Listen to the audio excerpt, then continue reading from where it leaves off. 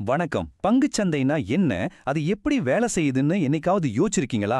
வாங்க, இன்னைக்கு செல்லமுத்து குப்புசாமியோட இழக்காதே புத்தகத்திலிருந்து ஒரு அருமையான கதை மூலமா இதோட அடிப்படைகளை ரொம்ப சிம்பிளா புரிஞ்சுக்கலாம்.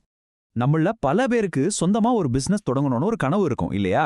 அப்படி ஒரு கனவு தான் காசப்பன் மற்றும் அவரோட நண்பர்களுக்கும் இருந்துச்சு. அவங்களுக்கு என்ன ஆசைனா தங்களுக்குன்னு ஒரு சூப்பரான ரெஸ்டாரண்ட் ஆரம்பிக்கணும். ஆமா. அடுத்தவங்களுக்காக வேலை செஞ்சது போதும். இந்தியா நெக்ஸ்ட்னு பேர்ல நமக்காக ஒரு உணவகத்தை உருவாக்கணும்னு முடிவு பண்ணாங்க. ஆனா எல்லா பெரிய கனவுகளுக்கும் வர்ற மாதிரி அவங்களுக்கும் ஒரு பெரிய தடை வந்துச்சு. அது என்னன்னா பணம்.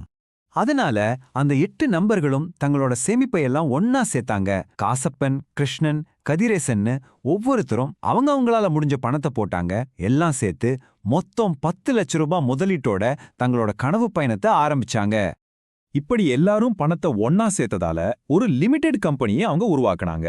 அதாவது ஒவ்வொருத்தரோட முதலீடும் பங்குகள் இல்லனா ஷேர்ஸ் மூலமா கணக்கு வைக்கப்பட்டுச்சு. சிம்பிளா சொல்லணும்னா அந்த கம்பெனியோட உரிமையில யாருக்கு எவ்வளோ பாகம் இருக்குங்கிறதுக்கான ஒரு ஃபார்மல் ரெக்கார்ட் தான் இந்த ஷேர்ஸ். அவங்க ஆரம்பிச்ச உணவகம் பெரிய ஹிட் ஆச்சு. ஆனா இங்க தான் ஒரு சுவாரஸ்யமான விஷயம் நடக்குது.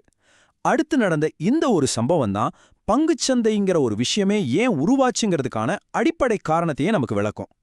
அந்த பார்ட்னர்ஸ்ல ஒருத்தர் சோமன். அவருக்கு திடீர்னு அவரோட குடும்ப கல்யாணத்துக்காக போட்ட பணத்தை அவசரமா திருப்பி எடுக்க வேண்டிய தேவை வந்துச்சு. இப்போ என்ன பண்றது? அவருக்காக பணத்தை கொடுக்க ரெஸ்டாரண்டே விற்க முடியும், இல்ல கிச்சன்ல ஒரு பகுதியை மட்டும் விற்க முடியுமா? முடியாது இல்லையா?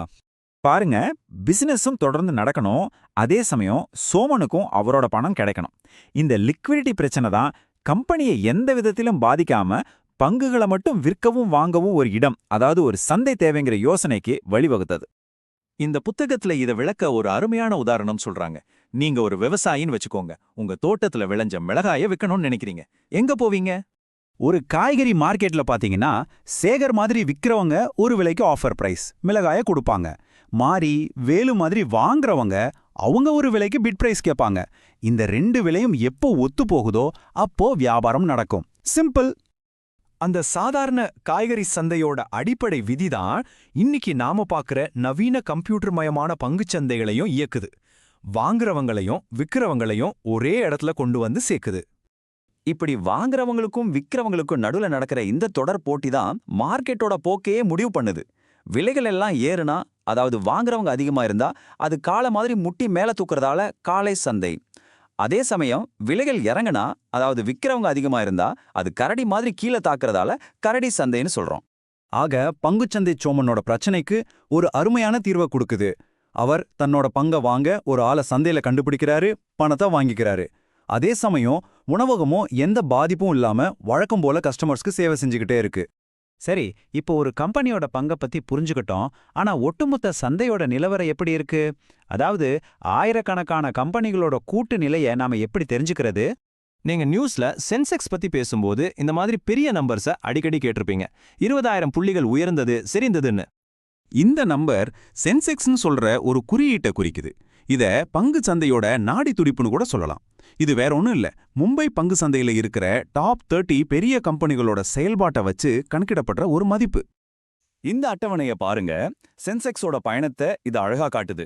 1991ல வெறும் 1900 புள்ளிகள்ல இருந்து 2007ல 20,000 புள்ளிகளை தாண்டிடுச்சு. நடுவுல நிறைய ஏற்ற இறக்கங்கள் இருந்தாலும் நீண்ட காலத்துல பார்க்கும்போது இது இந்திய பொருளாதாரத்தோட வளர்ச்சியை தான் காட்டுது.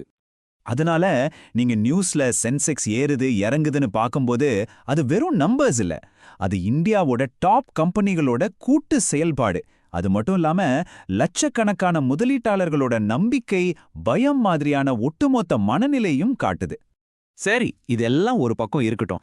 இப்போதான் பங்குச்சந்தைக்குள்ள வர்ற ஒரு புது முதலீட்டாளருக்கு இதெல்லாம் என்ன சொல்ல வருது? எளிமையே உன்னதமான நுட்பம் அப்படின்னு ஒரு மேற்கோள இந்த புத்தகத்தோட முன்னுரையில ஆசிரியர் சொல்லியிருக்காரு. அதாவது இந்த மாதிரி அடிப்படையான விஷயங்களை நாம சிம்பிளா புரிஞ்சுக்கிறது தான் ஒரு முதலீட்டாளரோட மிகப்பெரிய பலம்.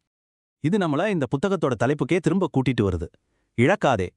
அப்போ பங்குச்சந்தையில இழக்காம இருக்கிறதுக்கான உண்மையான ரகசியம் என்ன? இதிலிருந்து நாம எடுத்துக்க வேண்டிய முக்கியமான பாடம் இதுதாங்க. பங்குச்சந்தையில ஜெயிச்சிருதுன்னா யாரோ கொடுக்குற டிப்ஸை ஃபாலோ பண்றதில்ல, அது எப்படி வேலை செய்யுதுன்னு முழுசா புரிஞ்சுக்கிறதுலாம். ஏன்னா நம்மளோட அறியாமை தான் நமக்கு பெரிய எதிரி. அறிவு தான் நம்மள பாதுகாக்கிற உண்மையான கவசம். அதனால உங்க பணத்தை முதலீடு பண்றதுக்கு முன்னாடி அறிவில் முதலீடு பண்ணுங்க.